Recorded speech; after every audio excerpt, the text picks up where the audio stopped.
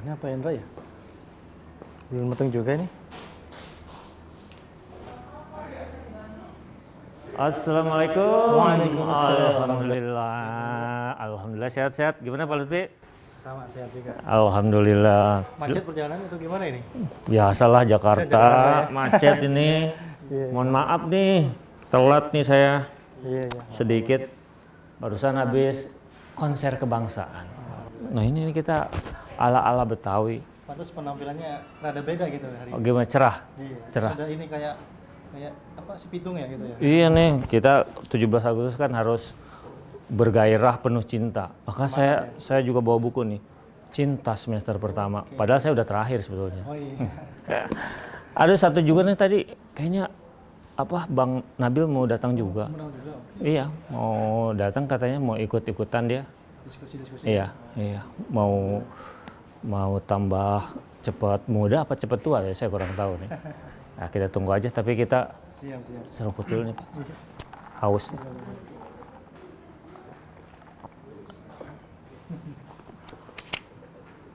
Dari Bandung Pak, dari Jakarta? Di Bandung, Pak. Dari Bandung?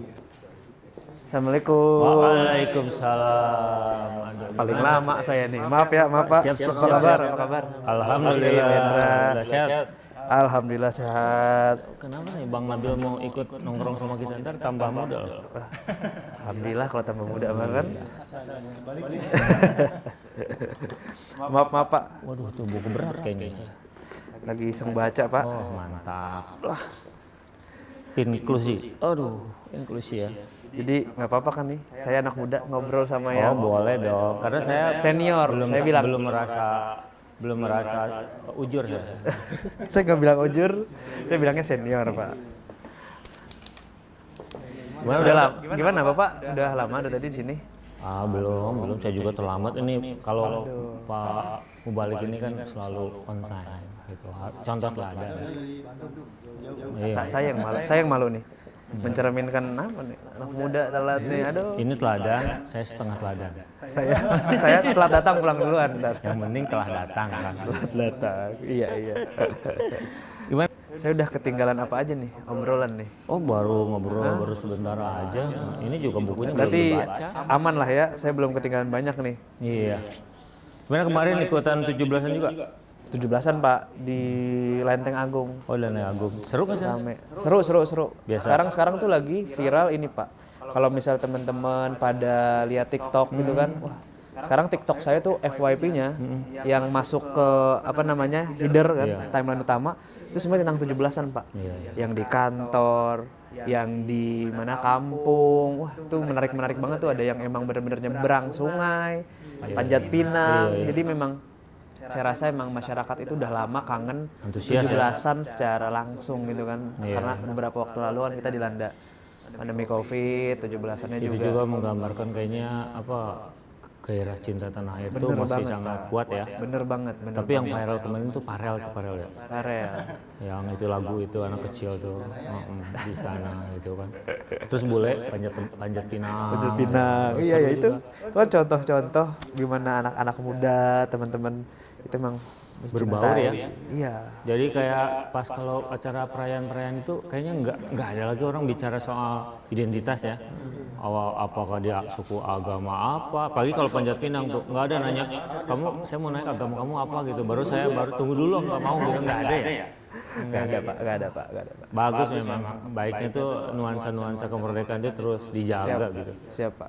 Bapak nih saya lihat apa ya aksesoris dari mana tuh? Ini habis konser kebangsaan Widih. kita. Konser kebangsaan dong. 16 refleksi kebangsaan, 17 upacara 17-an. Sekarang konser kebangsaan. Sorenya tadi jadi juri fashion show kebangsaan. Ala-ala lah gitu biasanya. Pak Lutfi juga gak kalah nih pakai batik kan. Identitas, benar. Kalau dari Pak Hendra sendiri nih, kita kalau ngomongin tentang tadi lomba 17-an, Panjat Pinang, terus fenomena anak muda di TikTok kan. Kalau menurut Bapak sendiri di jemaat Pak ya, itu ada nggak sih konsep yang memang menjelaskan cinta tanah air gitu-gitu. Terutama juga buat teman-teman muda gitu, menjalani hari kemerdekaan ini emang dijelaskan ya secara agama gitu Pak. Ya kalau misalnya kita lihat ya, sebagaimana kalau teman-teman muda di Ahmadiyah kemarin Iya. lihat refleksi bangsaan, mana Pak Amir juga sampaikan sebagai keynote speech sampai para narasumber dan tokoh-tokoh nasional yang hadir itu juga apa ya terpukau gitu ya dengan keynote-nya Pak Amir nasional. Nah, salah satunya menyatakan bahwa memang patriotisme di dalam Islam itu adalah wajib, jadi mengharuskan kecintaan kepada tanah air di mana mereka itu berada dan lahir serta besar gitu, seperti itu mengharuskan seperti itu. Jadi ya patriotisme pasti berhubungan dengan soal loyalitas ya, kesetiaan itu kepada bangsanya di mana dia tumbuh. Maka sudah sewajarnya ya di mana dia berada, Ahmadi itu lahir, berada, berkembang, ya mencintai bangsanya. Itu sangat selaras dengan ajaran Islam. Selaras. Betul. Memang bicara soal ajaran Islam, Pak Lutfi, Pak Balik, ada nggak sih hadis atau dari pesan Al-Quran sendiri yang menyampaikan ke masyarakat kewajiban untuk mencintai negara, Pak? Ada tidak, Pak? Ya sebetulnya ada ya, dan itu sering sebetulnya dikutip oleh Huzur Aidillah Aziz bahwa yang mulia Rasulullah SAW bersabda hubbul watan minal iman, bahwa cinta tanah air adalah bagian dari keimanan. Jadi dari sini Itu hadis, Pak, ya? hadis gitu ya, hadis, dan secara akal juga sebetulnya sangat sesuai ya, karena kita tinggal di tanah air ini, kita minum dari air tanah air ini.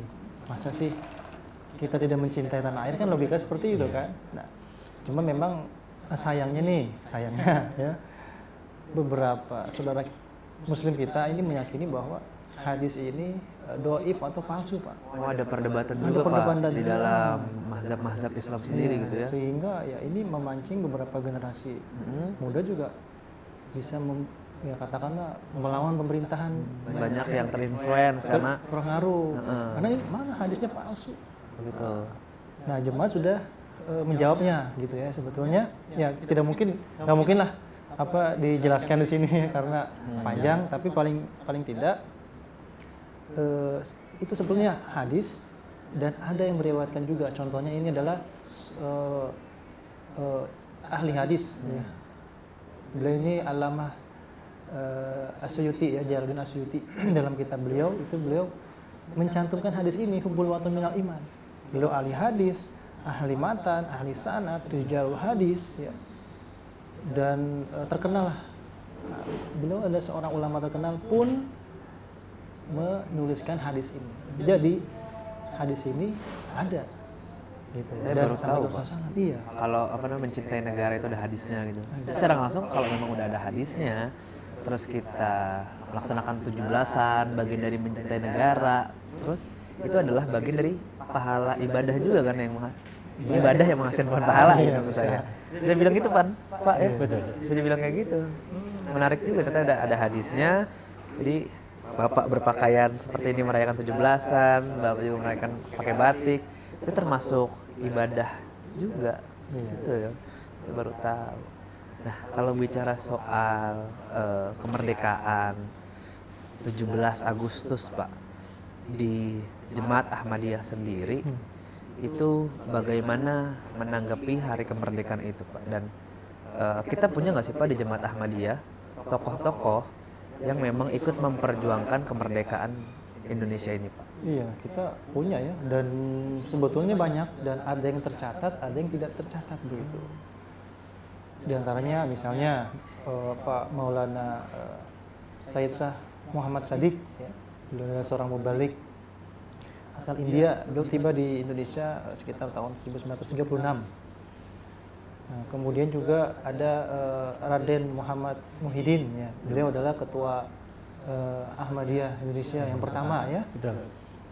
Dan beliau disebutkan dalam sejarah itu menjadi ketua ya panitia perayaan HUT RI yang pertama kali tahun 1946. Ya. HUT RI pertama, Iya. ketua pelaksanaannya ini dari pemerintah berarti, Pak? Iya. Nah, Itu orang Ahmadiyah, Pak? iya. Berarti hebat. Ya, ini mungkin yang Saya pribadi jujur ya, ini baru tahu loh maksudnya event sebesar itu kan, dan memang dilaksanakan oleh pemerintah. Project officernya ini orang Ahmadiyah buat hari pertama. Namun sayangnya gitu ya, beberapa hari sebelum terselenggaranya beliau diculik oleh Belanda. Diculik, Pak? Bahkan dikatakan bahwa beliau ini dibunuh dan sampai sekarang Tidak diketahui. tidak diketahui, seperti itu. jasadnya pun tidak ada. Tidak diketahui di mana beliau. Di mana dimakamkannya atau mungkin Terbunuhnya jenazahnya nggak diketemukan. tidak. Iya. Serem ya. Ini salah satu begitu ya. Tapi memang ya kalau bicara tonton segitu memang masa-masa peralihan kemerdekaan kita kan makan banyak inilah perjuangan pemuda yang memakan korban, bisa dibilang seperti itu kan. Kemudian juga ada lagi W.R. Supratman ya. Betul. Oh, R. Supratman. Memang Yang nyiptain lagu Indonesia Raya, ya, Pak. dalam sejarah tercatat beliau memang baiat masuk ke dalam Ahmadiyah. Jadi W.R. Supratman seorang Ahmadi penulis juga. lagu Indonesia Raya itu seorang Ahmadiyah, Pak. Ya. Iya. Jadi kalau tidak salah dituliskan di dalam buku yang diterbitkan oleh Istana ya, Iya, negara betul. tahun 2002 tentang sejarah lagu kebangsaan. Lagu kebangsaan. Ada di sana. Jadi di sana dituliskan bahwa Supratman adalah di akhir-akhir masa nya tercatat sebagai pengikut Muslim Ahmadiyah.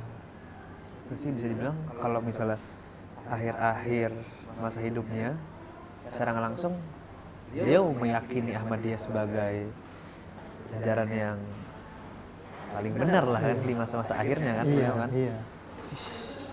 Itu fakta baru, Pak, dan menakjubkan sih selama ini.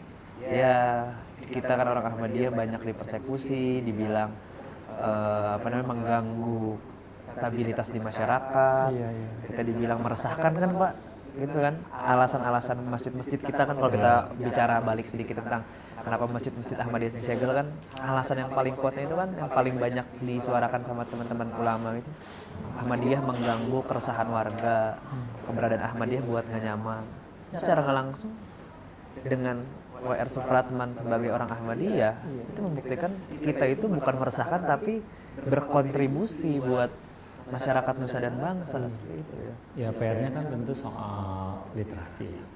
Jadi soal melek literasi bagi kalangan publik khususnya di Indonesia, dan yang kedua soal sejarah yang memang harus banyak dipublikasikan gitu kan. Jadi fakta tentang Ahmadiyah itu kan kesannya kan Ahmadiyah itu baru. Orang tahunya 2005. Saya setuju, Pak, ini, Pak. Memang kita harus bicarain, Pak. Teman-teman pada tahu. Kesannya kan Ahmadiyah itu baru tahu orang tuh ada tahun 2005 gitu kan, karena peristiwa penyerangan di kampus Mubarak tahun 2005 yang mendapatkan exposure dari media yang besar. Orang tidak tahu bahwa ini sudah ada sejak sebelum kemerdekaan tahun 25. 1925, Pak ya. Sebelum Sumpah Pemuda. Sebelum Sumpah Pemuda. Sumpah Pemuda. Kemudian tadi disampaikan tentang bagaimana peran-peran di dalam kemerdekaan dan para perintis kemerdekaan. Pak Haji Entoy Toib itu mendapatkan kan pahlawan veteran gitu kan, pejuang kemerdekaan. Pak Haji siapa, Pak? Sorry. Entoy Toib. Muhammad Thayyib. Ya, beliau itu sahabat dekat dengan Soekarno. Itu bahkan sama-sama pernah di pengungsian ya, mengungsi kan, dibuang, didigulkan bersama. Beliau dibuang ke Digul Boven Ya. bareng Pak Karno. Betul. Seorang Ahmadiyah. Betul. Itu seperti itu. Jadi itu juga banyak hal intinya lah ya, bahwa di dalam sejarah orang tidak melek literasi. Nah ini juga mungkin salah satu tugas para Ahmadi muda ya, para generasi muda Ahmadi untuk membaca lebih banyak dan mempublikasikan. Jangan lupa, jangan hanya untuk sendiri. Karena saat ini orang juga punya persepsi tentang Ahmadiyah karena publikasi yang salah. Betul, Pak. Sehingga terbangunkan persepsi opini, Ahmadiyah ini sepertinya tidak punya peran apa-apa dalam kemerdekaan, tidak Meresahkan ada aja kontribusi gitu ya, apa-apa, yang dibangun di media. saja. Bahkan sekarang ini 3 hal sebetulnya masalah Ahmadiyah yang paling sering di masyarakat itu, ke kitab sucinya bukan Al-Quran, ya kan, syahadatnya beda, kemudian tidak mengakui Nabi Muhammad SAW. Gitu kan. Padahal karena tidak baca itu, padahal buku ya di dalam mukadimah Al-Quran yang sampai sekarang dicetakan Departemen Agama tentang pentingnya Al-Quran diturunkan, itu mengambil tulisan dari Khalifah yang kedua, Hajjaj Mirza Basyuruddin Mahmud Ahmad. Nah, di sana tentang pengantar mempelajari Al-Quran. Jadi satu sisi departemennya agamanya itu sendiri ngutip dari Khalif Ahmadiyah, tapi sisi lain publikasinya Ahmadiyah kitab suci bukan Al-Quran, sesuatu sebetulnya yang sangat lucu. Saya pribadi juga baru tahu nih dari Pak Hendra kalau memang referensi Depak ya. Betul. Departemen agama itu tafsir kita juga salah satunya. Betul. Seperti itu. Nah, Tapi kenapa nggak pernah dibicarakan? Kalau dia ngambil dari kita. ini ceritanya kan itu kan tahun 65 ya. Dia sampai sekitar tahun 70-an kalau kita lihat dari cetakan Departemen Agama, tentang Al-Quran Departemen Agama, itu masih tertulis referensi di bawahnya itu dari Hazrat Mirza Basiruddin Muhammad Ahmad. Masih ditulis sampai tahun 70 sampai akhir menjelang 80-an ya. Nah, pasca keluar fatwa MUI tahun 80, 80 fatwa MUI. hilang begitu. Bahkan terakhir itu ada sebuah penelitian tentang sejarah Al-Quran itu bahwa katanya di dalam catatan ilmiah buku tersebut, dalam buku tersebut disampaikan memang sampai tahun 90-an udah ada usaha untuk menghilangkan kontribusi Ahmadiyah dalam Al-Quran. Udah tahun 2002 betul-betul dihilangkan. Kalau yang gini-gini saya Tapi sampai sekarang tulisannya Kenapa masih pusing? ada ya. pusing gitu. Ngelihat kayak gini, dengar gini tuh kayak nggak mau menghargai sejarah, terus upaya-upaya menghilangkan sadis Pak itu. Kasarnya dia tuh mau membelakangi sejarah gitu. Orang-orang ini tuh kan. Padahal Pak dengar ya Bung Karno mengatakan ya jas Iya, merah ya, jas jangan merah. melupakan sejarah. Bener, Kalau Pak. dilihat dari sejarah menjelang kemerdekaan juga, itu tadi kan sudah disampaikan ya beberapa pahlawan ya. Juga terkait dengan Al-Quran kan Ahmadiyah mempelopori penerjemahan Al-Quran ke berbagai bahasa. Bahkan di Indonesia sekalipun. Pernah dengar nggak dulu bahwa nenek moyang kita tidak boleh mendengarkan Al-Quran dengan diterjemahkan bahasa Arab semua. Iya. Nah, pada saat itu Ahmadiyah mengatakan ya perlu terjemahan supaya mengerti Ya. maksud dari Al-Quran itu gitu. Ya, tapi memang kembali lagi tadi ke masalah soal cinta kemerdekaan, soal cinta kemerdekaan. Apalagi ini Pak, pemuda Pak. Tadi kan Pak Hendra singgung soal pemuda. Betul. Khususnya kita bicara soal pemuda Ahmadiyah Pak. Apa sih menurut Pak Hendra gitu kan melihat Pak Hendra kan juga sering ketemu teman-teman muda di Ahmadiyah, kan, teman saya, teman-teman di bawah. Kalau dari sudut pandang Bapak, pemuda-pemuda Ahmadiyah ini bisa berpartisipasi. Jadi sih grogi gini. Minum dulu.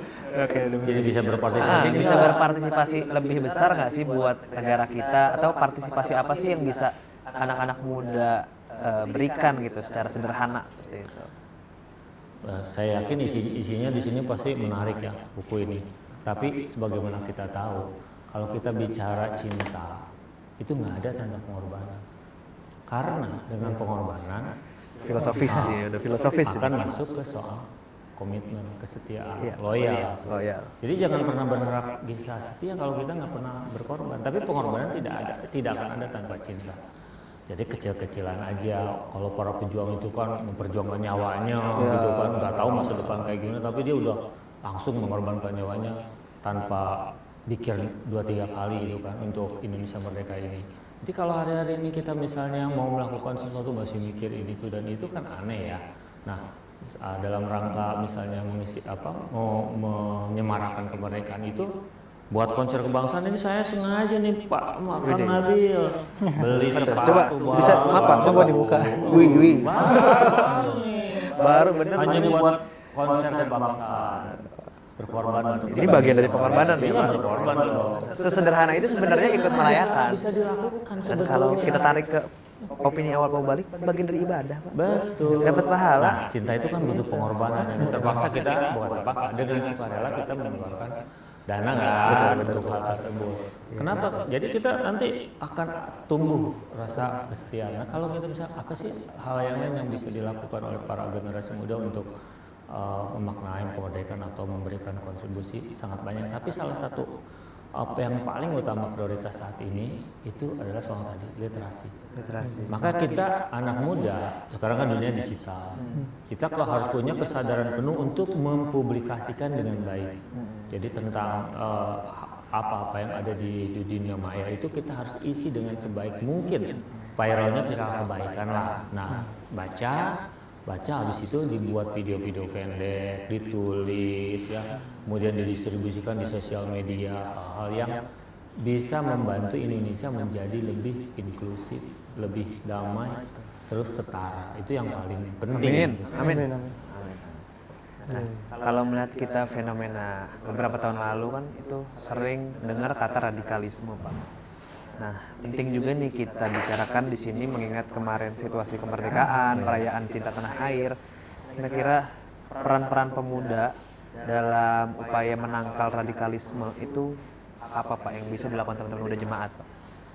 Satu, sebetulnya mindset yang harus dirubah dari awal ya. Mindset radikal itu kan karena ada sebuah fanatisme buta ya. Betul. Itu berarti karena perspektifnya dia tidak universal, tidak open heart, karena tidak hatinya terbuka, maka susah open mind dan susah pikirannya juga terbuka. Nah, tidak terbuka itu kan kurang ngopi, ya kan, kurang nongkrong, ya kan. Untungnya kita ngopi. Ya, untung kita ngopi. Jadi saya termasuk yang bermain dong harusnya. Iya dong, kurang berteman. Terus katanya mainnya kurang jauh. Nah, kalau semua itu udah dilakukan, dia udah punya gambaran yang luas, ya kan. Nah, ruang-ruang perjumpaan itu salah satu yang sangat penting di dalam menangkal radikalisme. Ruang-ruang perjumpaan karena akan terbangun kan mendengar. Kita diciptakan oleh Allah Subhanahu Wa Taala dua kuping. Jadi kita mendengarkan lebihnya harus Dua lebih kuping, banyak. satu mulut. Satu mulut. Bicaranya lebih sedikit. Kita punya empati untuk mendengar. Benar, Pak. Dengan banyak mendengar, banyak bertemu, banyak berjumpa, kita punya perspektif yang luas sehingga kita tidak jadi fanatik. Nah, itu yang akan menangkal radikalisme. Karena radikalisme itu sangat dekat sekali dengan sikap fanatik yang merasa benar sendiri. Kenapa benar sendiri? Ya karena kurang gaul, kurang ngopi, kurang main jauh gitu kayaknya. Kalau dari Pak Lutfi sendiri itu melihat sejarah-sejarah pahlawan jemaat, Pak, yang menyumbang pada Indonesia, sebenarnya mereka tuh punya nilai-nilai apa sih, Pak? Punya value apa dalam berjuang gitu sampai mereka bisa memberikan impact yang besar rasanya seperti itu pada nusa dan bangsa. Pertanyaan yang sangat bagus dan menarik. Gimana, Pak? Perlu disampaikan yang saya rasa para pemuda Ahmadi belum semuanya tahu. Nilainya itu istimewa. Istimewanya di mana? Begini, sejak kedatangan Ahmadiyah di Indonesia tahun 1925, diutuslah Maulana Rahmat Ali ke Indonesia, ke Sumatera. Nah, ketika awal-awal datang itu mendapatkan beberapa penentangan dari penduduk sekitar. Ya, walaupun banyak yang bergabung ya. Nah, inilah yang istimewanya adalah apa? Yang istimewanya adalah satu sisi kita atau mereka, para pendahulu kita mendapatkan beberapa penentangan dari penduduk gitu ya. Tapi sisi yang lain, 1 senti pun mereka tidak bertolak dari kesetiaan, loyalitas kepada tanah air dan bangsa ini. Loyalitas, Pak. Iya. Di saat situasi beberapa orang menentang begitu. Kalau mungkin yang lain biasa saja ya. Jadi ada 2 nilainya. Pertama loyalitas, kemudian yang lebih istimewanya adalah loyalitas dalam keadaan ditentang oleh penduduk sekitar juga beberapa. Nah, itu yang harus generasi muda serap ya, bangga karena pendahulu kita ini walaupun mendapatkan penentangan oleh beberapa pihak, tidak sedikit pun tidak setia kepada tanah air ini. Itu tuh yang itu warisan yang harus kita jaga juga ya, Pak. Iya. Terus saya sebagai anak muda, jadi kalau misalnya direndahin atau lebih besarnya lagi kita dipersekusi segala macam, itu kecintaan terhadap tanah air 1 senti pun tidak akan bergeser. Dan itu dicontohkan oleh pendahulu kita. Dan tidak boleh kecil hati, Tidak boleh kecil. apalagi rendah diri. Apalagi tadi rendah diri. Ini harus bangga, para pemuda kita harus bisa menyerap spirit itu. Bagus, Pak, pesannya juga insya Allah akan saya ingat terus dan saya sampaikan ke teman muda. Ada, Pak, yang saya bawa pertanyaan dari rumah nih, Pak, mau ketemu Bapak. Oh iya, Jadi saya pernah baca satu kalimat Huzur kedua Hazrat Muslim Maud itu tentang bagaimana upaya beliau untuk mendukung kemerdekaan Indonesia. Oh iya, betul. Seperti salah satunya beliau itu menyuarakan baiknya negara-negara Islam ini mendengarkan Indonesia. Ya. Baiknya negara-negara Islam ini ikut, bukan hanya negara Islam, negara-negara itu ikut mendukung kemerdekaan Indonesia. Karena saya juga nggak tahu nih spesial kita apa sih. Bahkan kalau di internal jemaat sendiri kan sempat ada cerita yang saya dengar disarankan puasa nafal gitu kan, Senin Kamis gitu. Betul. Untuk kemerdekaan Indonesia khusus gitu. Dan itu dipublikasikan loh. Ya saya sebagai anak-anak muda gitu kan melihat hal seperti ini, emang spesial Indonesia apa sih dibanding negara-negara yang lain yang Ahmadiyahnya lebih besar gitu kan. Iya benar sekali. Jadi memang spesialnya diantaranya karena penduduk Indonesia itu mayoritas Muslim. Dan terkait dengan itu sebetulnya ada di Al-Hakam baru-baru ini. Nah, mungkin Al-Hakam bagi itu para apa, Pak? pemuda itu Al-Hakam itu adalah website jemaat yang berisi tentang merespon isu-isu kekinian. Itu secara dari Bahasa pusat. Inggris ya, dari Oh, pusat. Al-Hakam namanya ya. Al-Hakam, www.alhakam.org. Dan uniknya saya ketika lihat di Twitter, ada sejarah kemerdekaan Indonesia di Al-Hakam. di Al-Hakam. Oh. Dan ada satu pertanyaan di benak saya dari dahulu belum terjawab dan terjawab di Al-Hakam. Malah Bapak nggak menemukan pertanyaan-pertanyaan itu, Pak? Iya, saya mencari gitu ya. Dapatnya di Al-Hakam nih? Dapatnya di Al-Hakam. Nah, Tapi itu mudah diakses kan, Pak? mudah. Tinggal cari aja ya Al-Hakam gitu ya. Nah, terkait dengan yang tadi itu sebetulnya ada nih saya bawa pernyataan beliau yang memang benar, ada puasa Senin Kamis. Nah ini sabda dari Hadrat Khalifatul Masih Sani radhiyallahu anhu, beliau mengatakan bahwa hal yang mendesak adalah umat Islam harus menyuarakan dukungan mereka untuk saudara-saudara mereka Indonesia di berbagai surat kabar, majalah, pertemuan-pertemuan, dan memperjuangkan kemerdekaan mereka. Jika saat ini mereka tidak dibantu dan didukung, maka saya khawatir Belanda akan benar-benar membungkam suara rakyat Indonesia. Al-Fazl 27 Agustus 1946 halaman 3-4. Ada satu lagi yang juga menarik, tidak kalah menariknya. Beliau mengatakan bahwa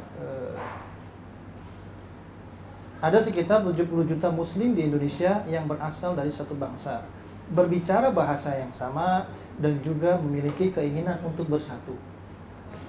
Beliau melanjutkan, umat Islam Indonesia telah menunjukkan contoh besar persatuan mereka. Luar biasa. Jadi ya. fair ya. Kalau Betul. memang itu baik, katakanlah baik. Iya. Kalau itu memang tidak baik, katakan tidak baik. Beliau fair, itu memang baik. Umat Islam Indonesia menunjukkan persatuan itu adalah hal yang Luar baik, biasa. luar biasa. Nah, ketika berjuang untuk kemerdekaan mereka, dan contoh seperti itu bahkan tidak ditemukan di negara-negara Arab. Ya. Kita Luar patron biasa. juga ya, Pak ya. Jadi teladan Iya, jadi teladan. Islam gitu ya. Iya. Pulau-pulau di Indonesia telah menunjukkan keunggulan besar yang darinya dunia Islam lainnya telah dirampas. Mereka memiliki suara yang bersatu. Selama beberapa bulan terakhir, Belanda berusaha sekuat tenaga untuk membuat perpecahan di antara mereka. Tetapi tidak berhasil. Sayangnya, negara-negara Islam lainnya tidak merasakan indahnya persatuan. Beliau puji persatuan umat Islam di Indonesia. Jadi sejak dulu tuh Indonesia tuh Sudah spesial ya di menjadi mata perhatian. para khalifah Ahmadiyah itu spesial. Spesial sekali. Jadi Kita harus bangga aja orang iya, Indonesia ya. itu khalifah yang kedua, terus khalifah yang keempat datang ke Indonesia sampai bilang Indonesia negeri kedua saya. Maka ada najimnya kan, jayalah Indonesia. Jayalah Amin, Indonesia, amin. Bro. Ya kan, luar biasa kan, merinding gitu. Saya kalau ngeliat tadi Bapak menjelaskan itu tuh, saya penasaran sih Pak, Bapak dari yang pemerhati sejarah itu, kira-kira pesan buat anak-anak muda sekarang, anak-anak muda jemaat, bagaimana untuk merawat keberagaman seperti apa yang dipercayakan Huzur kedua kepada Indonesia, melihat Indonesia dari sudut pandang beragam, 70% umat Islam tapi bisa bersatu gitu. Iya. Nah, teman-teman muda Ahmadiyah menurut saya harus bisa mengambil peran merawat warisan ini, Pak. Iya, Nah, betul. cuma saya masih ini nih bingung nih, kira-kira saya harus ngapain ya? Mungkin dari Pak Lutfi dan Pak Hendra bisa melengkapi untuk pesan-pesan ke anak-anak muda di JAI. Iya, kalau dari saya tadi lagi-lagi literasi, karena memang di Indonesia literasi memang sangat minim ya, rendah Iya. kita ya, budaya membaca kita rendah, dan supaya kita tahu kita harus membaca kan, supaya kita tahu jati diri kita dan kebanggaan kita gitu sebagai Ahmadi yang begitu luar biasa di perhatiannya. Kalau kita sudah tahu kita ini siapa, kemudian who am I gitu kan, siapa saya kan, kemudian sudah tahu bagaimana hebatnya pemikiran-pemikiran dari para khalifah begitu kan terkait dengan isu-isu terutama keberagaman, dan itu ada semua di literatur Ahmadiyah, bagaimana merawat keberagaman, persatuan dan sebagainya, ada di situ semua. Bacalah, Iqra pesannya dulu. Paling mudah tuh gampang dari itu, Islam respond to contemporary issue. Itu kan simple tapi kekinian gitu. Baca juga Baca sama. juga. Baca juga nih. Ya kan Iqra-nya sekarang bisa baca, bisa nonton video kan. Iya. Paling mudahnya seperti itu. Siap. Berarti emang anak-anak muda harus banyak baca ya gitu ya. Banyak baca. Simpulannya dari obrolan kita nih, banyak baca Kenapa gitu ya. ada salah informasi karena kan Kurang bacanya baca. kurang baca. Ahmadiyah tadi Iya. dikatakan begini, padahal nyatanya berbeda sekali. Nah, cuma memang ada saat-saat ini kita tuh kayak dihadapkan pada situasi kan selalu dibikin apa namanya dikotomi gitu ya, polemik. Saya orang Islam atau saya orang Indonesia atau tambah lagi saya orang Ahmadi, gitu kan kalau misalnya jadi Ahmadi. Iya, iya. Ini sangat penting untuk melihat itu. Nah, konsepsi di dalam Ahmadiyah kan mengatakan kesetiaan yang tak terbagi. Setia itu nggak boleh terbagi, kesetiaan yang terbagi. Jadi kalau Anda mencintai Allah dan Rasulnya, maka otomatis harus mencintai dan setia pada bangsanya. Jadi itu namanya konsep kesetiaan yang tak terbagi. Jadi prinsip Mas dalam Ahmadiyah kan taat pada Allah, taat pada Rasul, taat pada pemimpin bangsa. Jadi nggak bisa kita bilang nih saya orang Islam, terus kemudian mendahulukan Islam terus saya orang Indonesia, nggak bisa. Jadi itu Saya setuju, otomatis Pak. Setuju, saya orang Indonesia dan saya jelas orang Islam. Jadi tidak ada pertentangan antara menjadi orang Indonesia dan jadi orang Islam gitu. Dimanapun berada, ya tentu mengikuti aturan, ya kan? Aturan syariah yang mengikuti agama, aturan hukum positif yang mengikuti aturan negara. Maka Ahmadiyah ada di 220 negara atau bahkan sekarang 225 ya yang terkini itu. Ya tidak pernah menjadi masalah dengan hukum negara, ya kita ikut. Jadi Gitu, itu Islam. kecintaan kepada pemerintah, taat Betul. itu bagian dari syukur kepada Allah Ta'ala dan Rasulnya.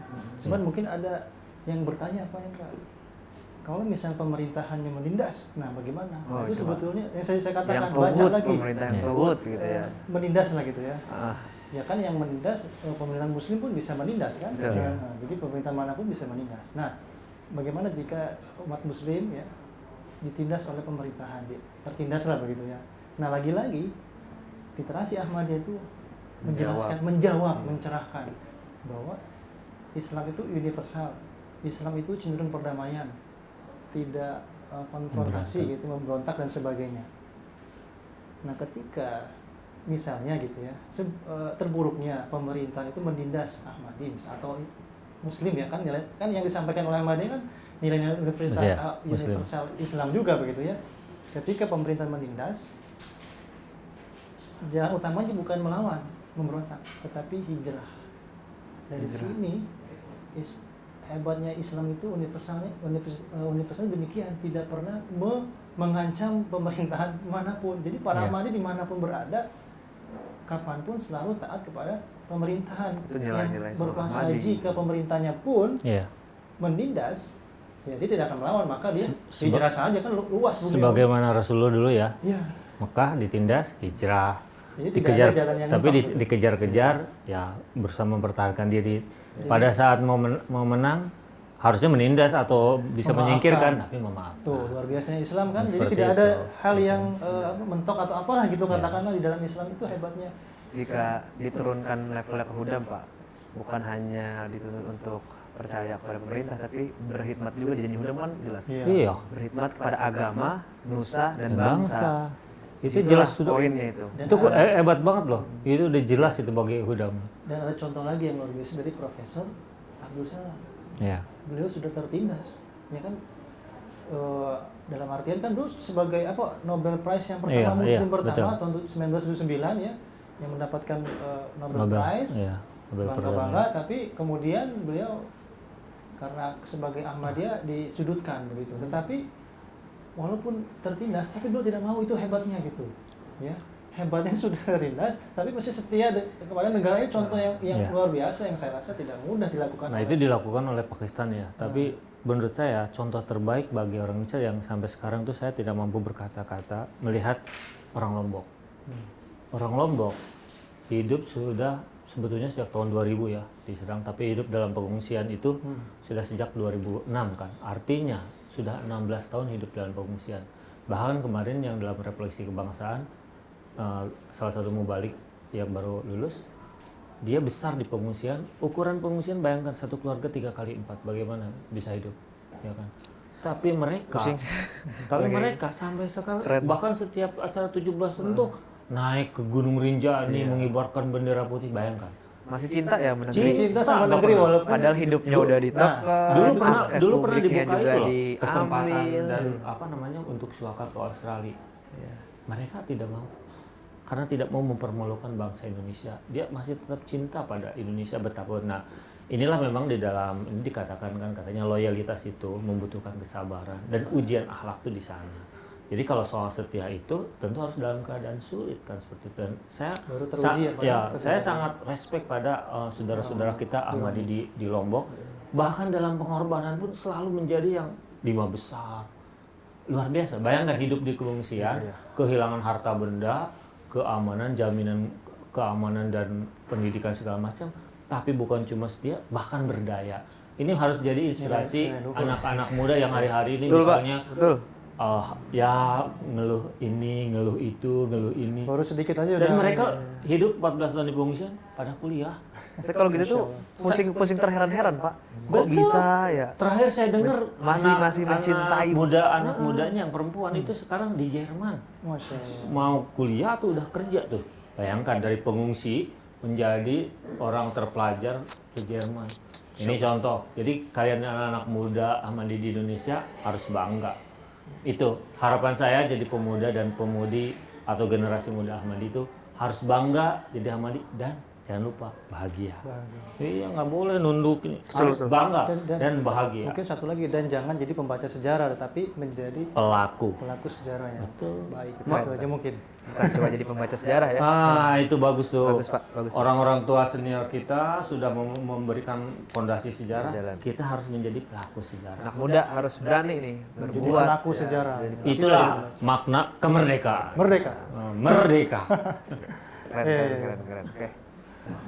Emang bener, Pak, anak-anak muda ini emang selain emang masa depan bangsa, tapi juga sebenarnya kita tuh butuh didorong juga, Pak. Iya.